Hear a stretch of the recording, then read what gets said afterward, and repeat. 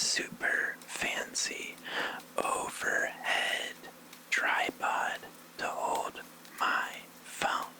So I figured, what better way to celebrate than with one of my favorite cozy stories of all time. In case you couldn't tell, I am a big fan of little guys. This butterfly here is a little guy. I have little guy earrings very often, and of course Bo, as well as my other cat Ladybug, are little guys. This is going to be our opportunity to read about the OG little guy, Peter Rabbit. I loved this book. Growing up, it was always a favorite of mine, and I thought this might be a nice way to relax and unwind and hang out with our good friend Peter. Big shout out to my friend Isabel, who suggested I do these overhead videos. Thank you so much, Belle. You are the coolest person this side of the Mississippi and that side of the Mississippi. But with that all being said, let's go ahead and get cozy with our friend Peter Rabbit. The Tale of Peter Rabbit.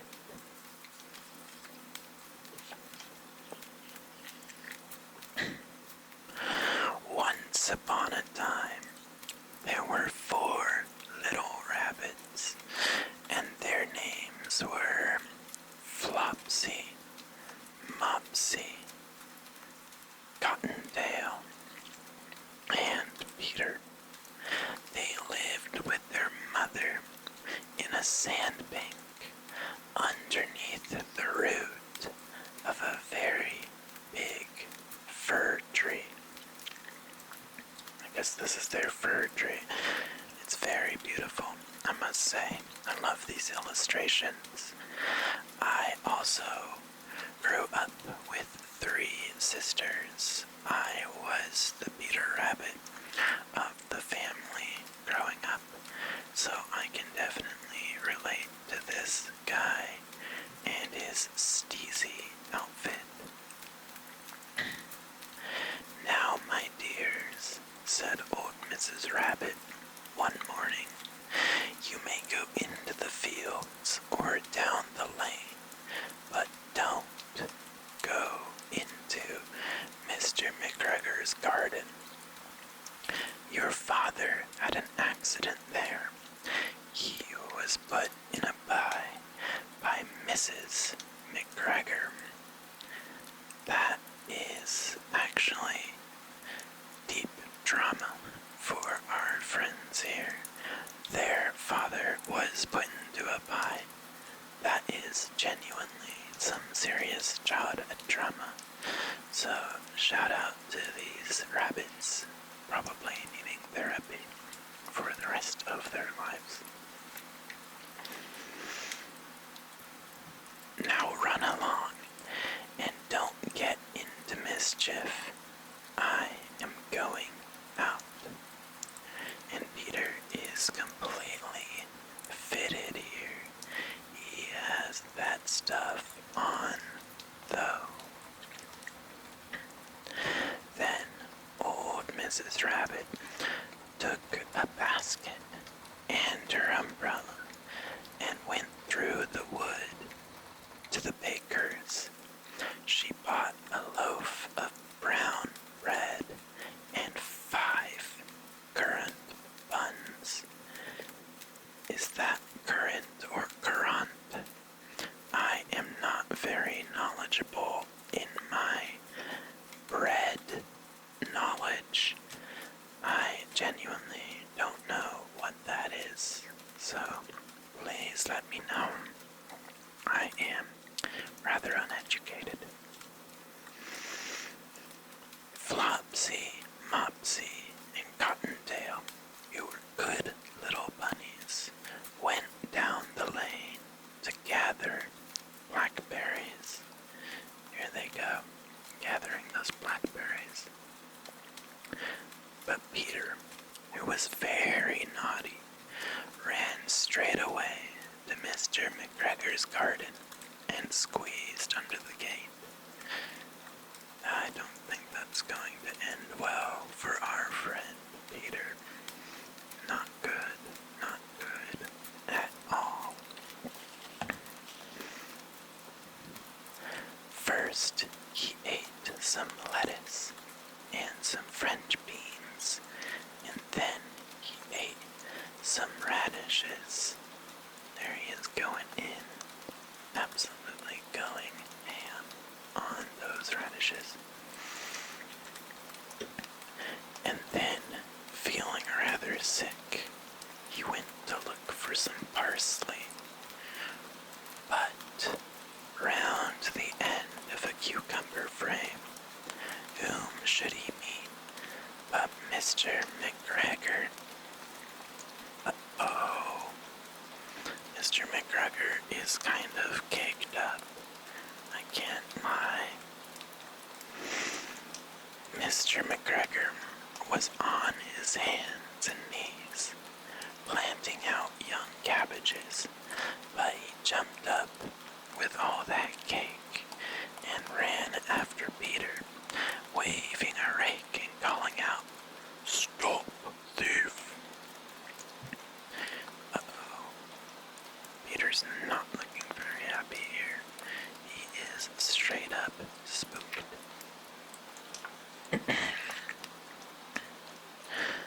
Peter was most dreadfully frightened. He rushed all over the garden, but he had forgotten the way back to the gate. Many such cases. He lost one of his shoes among the cabbages, and the other shoe amongst the potatoes. Uh-oh, there's his shoe. That's not gonna go well.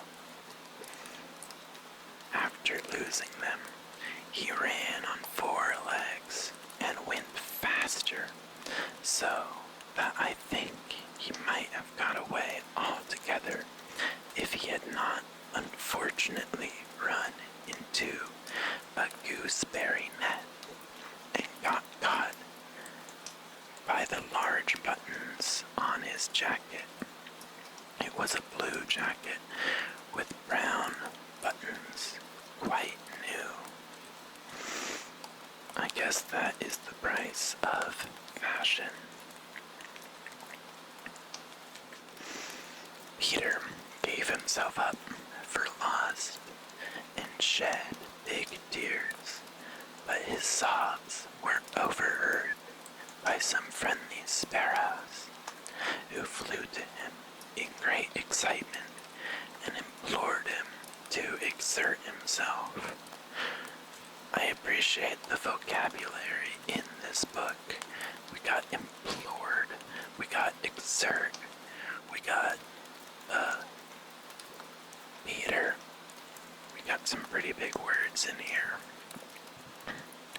Shout out to old children's books for putting animals in these life or death situations and then just throwing big vocabulary words at us.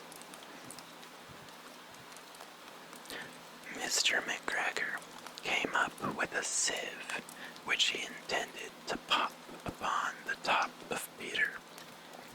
But Peter wriggled out just in time, leaving his jacket behind him. Uh-oh.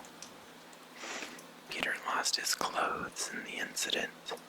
That is not only scary, that is also embarrassing.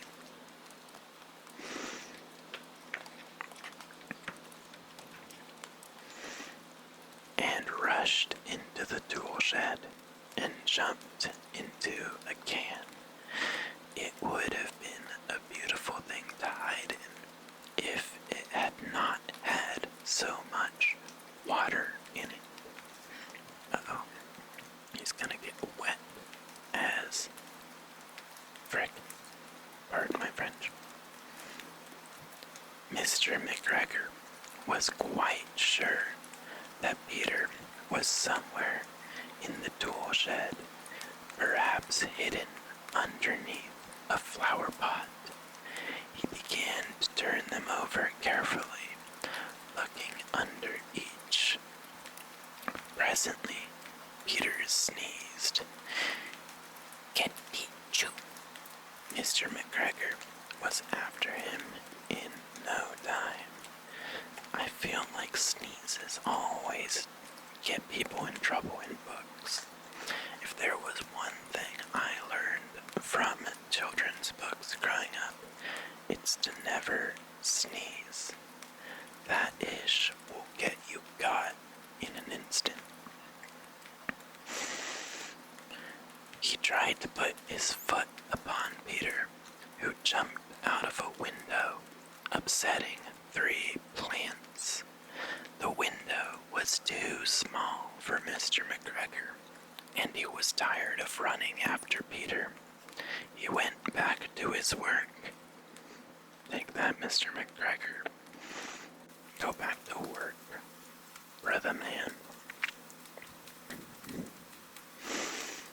Peter sat down to rest. He was out of breath and trembling with fright, and he had not the least idea which way to go. Also, he was very damp with sitting in that can. After a time, he began to wander about, going lippity-lippity, not very fast, and looking all around. Let me know in the comments if you have ever gone lippity-lippity. I went lippity-lippity just last Thursday. He found a door in the wall, but it was locked, and there was no room for a fat little rabbit to squeeze underneath. An old mouse was running in and out over the stone doorstep, carrying peas and beans to her family in the wood.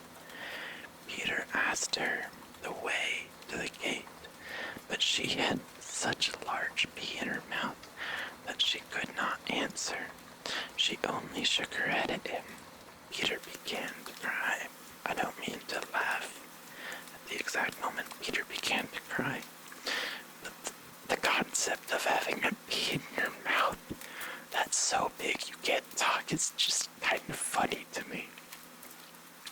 My apologies. This is not a funny situation. Peter is crying. Let's take that seriously. Then he tried to find his way straight across the garden, but he became more and more puzzled. Presently, he came to a pond where Mr. McGregor filled his water can. A white cat was staring at some goldfish, and she was very, very still. But now and then, the tip of her tail twitched as if it were alive. Peter thought it best to go away without speaking to her.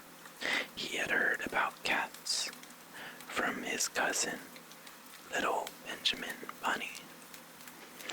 If I know a thing or two about cats, it's that they're never up to any good. Cats are never up to good. He went back towards the tool shed, but suddenly, quite close to him, he heard the noise of a hose scritch, scratch, scratch, scratch. Peter scuttled underneath the bushes, but presently, as nothing happened, he came out and climbed upon a wheelbarrow and first thing he saw was Mr. McGregor hoeing onions. His back was turned towards Peter, and beyond him was the gate. Do you think he's going to make his great escape? Or do you think he's going to get put in a rabbit pie? Let me know what you predict in the comments below. Let's find out. Peter got down very quietly off the wheelbarrow and started running as fast as he could go along a straight walk behind some black currant bushes. Mr. McGregor caught sight of him at the corner, but Peter did not care. He slipped underneath the gate and was safe at last in the wood outside the garden. He made it. That's great news. I was getting a little sweaty there. Mr. McGregor hung up the little jacket and the shoes for a scarecrow to frighten the blackbirds. That's pretty metal. Peter never stopped running or looked back behind him till he got home to the big fir tree. He was so tired that he flopped down upon the nice, soft sandwood on the floor of the rabbit hole and shut his eyes. His mother was busy cooking. She wondered what he had done with his clothes. It was the second little jacket and pair of shoes that Peter had lost in a fortnight, which is 2 weeks. Like I said, I relate to Peter deeply. I have lost my wallet twice in the past, 6 months, so I completely get it. However, I will say that I have never shown up to my mom's place in the nude, so at least I've got that going for me. I am sorry to say that Peter was not very well during the evening. His mother put him to bed and made him some chamomile tea, and she gave a dose of it to Peter, 1 spoonful to be taken at bedtime. But Flopsy, Mopsy, and Cottontail had bread and milk and blackberries for supper. The end. So what did we learn from today's story? What would you say is the moral of the tale of Peter Rabbit? In my estimation, it is something along the lines of be careful going outside while absolutely fitted. The haters may come for you and may put your entire steez on a scarecrow. I believe that was Beatrix Potter's initial meaning of the story, and that may be a direct quote. I'm not sure. But with that all being said, I hope you enjoyed today's little cozy bedtime stories with me. There are more stories by Beatrix Potter in this book, so we will be reading those in the future. Thank you so much for watching, and I will see you in the next one.